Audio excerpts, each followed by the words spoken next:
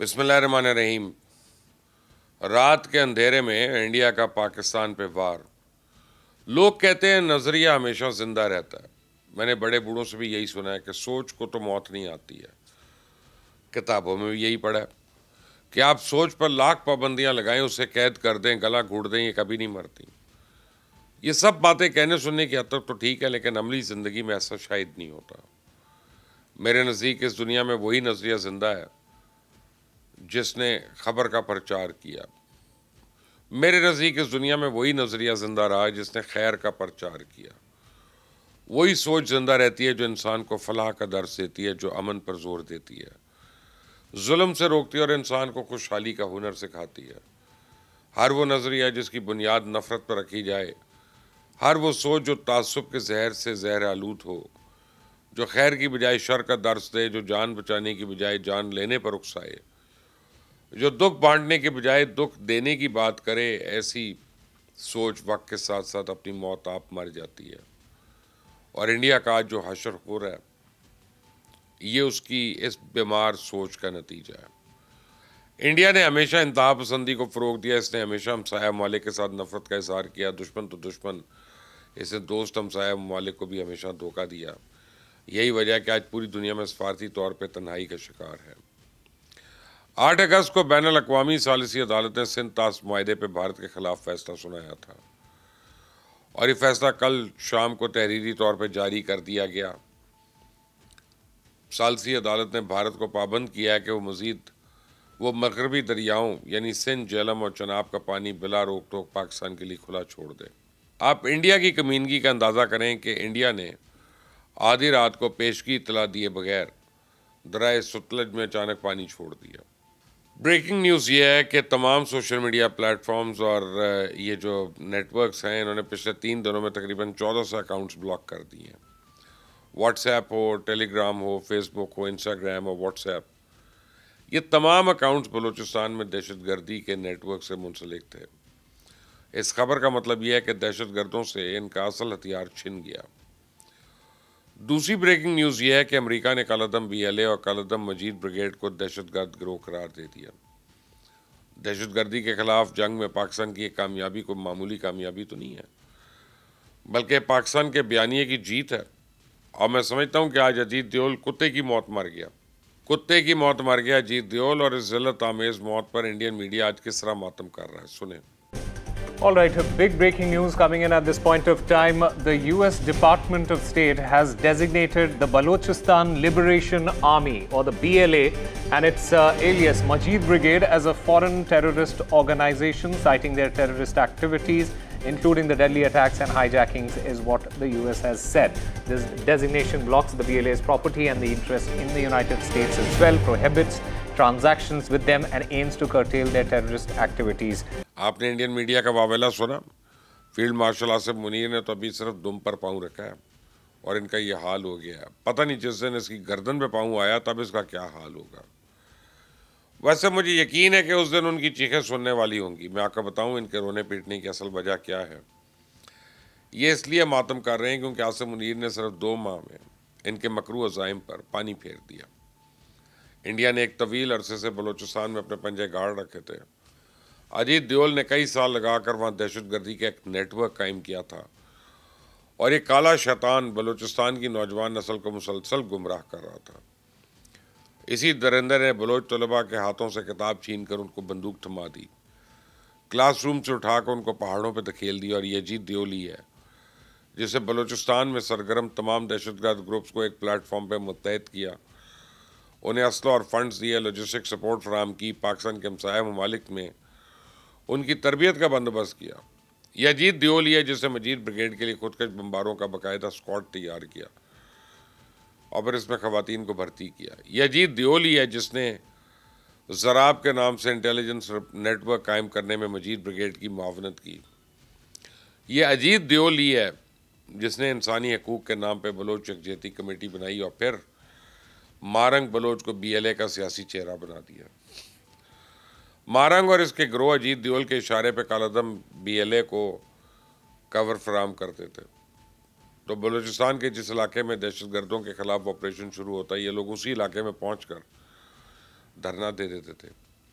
Police یا F C اگر ان کو ہٹانے کی کوشش کرتی یہ لوگ انسانی حقوق کی پامالی کا رونا شروع کر دیتے تھے.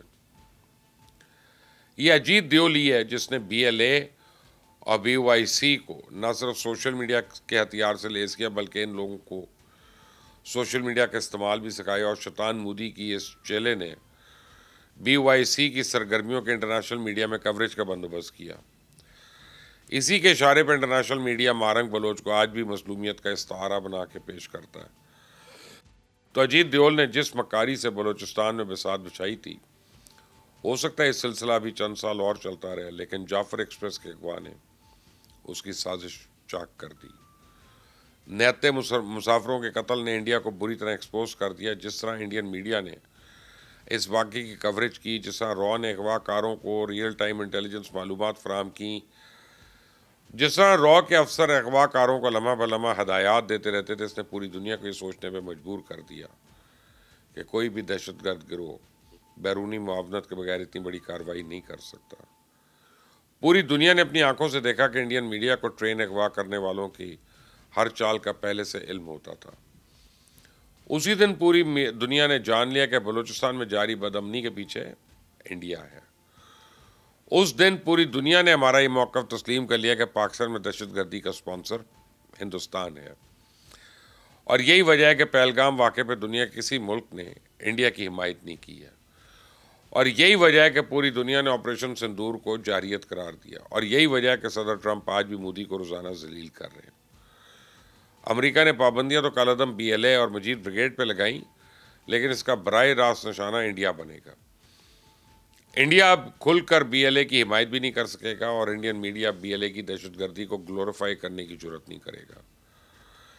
مودی سرکار اب بی ایل اے کی کسی دہشت گردی کو دلی میں قیام و توام اور علاج معالجے کی سہولت فراہم کرنے کی جرات بھی نہیں کر سکیں گے, کیونکہ اب بی ایل اے کی سرپرستی کا مطلب دہشت گردوں کی سرپرستی ہے. اس سے پہلے کہ معدنیات کی تلاش کے لیے غیر ملکی کمپنیاں بلوچستان آئیں, انڈیا کو بلوچستان میں پھیلایا ہوا اپنا گن لپیٹنا ہوگا. دوسری صورت میں بھارت کے خلاف امریکن پابندیوں کا پورا پیکج تیار ہے. پریزیڈنٹ ٹرمپ کے تیور تو بتا رہے ہیں کہ وہ کسی روز بھی انڈیا کو کوئی نیا صدمہ دے سکتے ہیں. خطے میں تناؤ بڑھانے کے لیے انڈیا مسلسل اشتعال انگیزی کر رہا ہے. گودی میڈیا آج کل روزانہ پاکستان کے خلاف کوئی نہ کوئی شوشہ چھوڑ رہا ہے. انڈیا نے کل ایک جھوٹی خبر کی بنیاد پہ پاکستان کو ایک غیر ذمہ دار ایٹمی قوت ثابت کرنے کی کوشش کی. آج واویلا کیا جا رہا ہے کہ پاکستان نے اسلام آباد میں قائم بھارتی ہائی کمیشن کو ضروری اشیاء کی سپلائی روک دی ہے.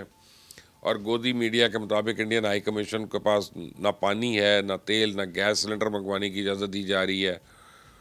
حتیٰ کہ اخبارات کی ترسیل بھی بند کر دی گئی ہے. میں آپ کو بتاؤں کہ انڈیا یہ جھوٹے الزامات کیوں عائد کر رہا ہے. حقیقت یہ ہے کہ دلی میں قائم پاکستانی ہائی کمیشن کا عملہ اس وقت شدید پریشانی سے دوچار ہے. بھارت کی خفیہ ایجنسیاں نگرانی کے نام پہ 24 گھنٹے پاکستانی عملے کو ہراساں کر رہی ہیں. ہائی کمیشن آنے والوں کو پوچھ گچھ کے نام پہ تنگ کرنے کا سلسلہ جاری ہے. بھارتی وزارت خارجہ نے عملے کے 4 اراکین کو گھر خالی کرنے کے نوٹس دے دیے ہیں. بھارتی سینا بارڈر پہ بھی مسلسل چھیڑ چھاڑ کر رہی ہے. گودی میڈیا مسلسل یہ شور کر رہا ہے کہ آج پاکستان سے در اندازی ہو رہی ہے. آج تو انڈین بارڈر سیکیورٹی فورس نے ایک شخص کو ہلاک کرنے کا دعویٰ بھی کر دیا. سنیں ذرا انڈین میڈیا کس طرح اشتعال انگیز رپورٹنگ کر رہا ہے. They were coming under the garb of being the shepherds, but they were pushed back by the BSF. But what had happened that after 3 hours, it was around 3:30, that one of the intruder, he ran into the Indian territory. He was warned by the Indian side, but he did not stop, and then he was fired upon by the border security force. He was injured. He received the bullet injuries at his thigh, and when he was injured, the BSF troops went on and they recovered him. They brought him to the local hospital. اب دیکھیں کہ reporter نے ناظرین کو فر وہی کہانی سنا دی جو اسے بی ایس ایف والوں نے بتائی تھی. اسٹوڈیو میں موجود اینکر نے اسے کہیں پہ بھی انٹرپٹ نہیں کیا, کوئی سوال نہیں پوچھا, تھا کہ یہ پوچھنے کی بھی زحمت گوارا نہیں کی کہ مرنے والا تھا کون اور لاش اس وقت کہاں ہے. جس ملک کا میڈیا جھوٹ پھیلانے میں ذرا شرم نہ کرے, جس ملک کا میڈیا نفرت کا یوں پرچار کرے, جس ملک کی سینا عام لوگوں پہ یوں گولی چلا دے, اس ملک کے ہمسائے اپنے آپ کو کیسے محفوظ سمجھ سکتے ہیں. تو وزیر دفاع خواجہ آصف نے تو بالکل ٹھیک کہا کہ اب اگر بھارت نے کچھ شرارت کی تو اس بار جنگ بارڈر پہ نہیں بلکہ بھارت کے اندر ہوگی. میں تو پچھلے کئی ہفتوں سے کہہ رہا ہوں کہ بھارت کو یہ اشتعال انگیزیاں اس کی بے سبب نہیں ہے. جنگ ہوگی، بہت جلد ہوگی، اور انشاءاللہ انڈیا کو سکھائیں گے کہ گھر میں گھس کر جوتے کیسے مارے جاتے ہیں. آپ بھی میری بات پہ اپنی رائے دیجیے گا. اس چینل کو سبسکرائب کریں، بیل آئیکن کو پریس کریں. انٹل نیکسٹ ٹائم، اللہ حافظ.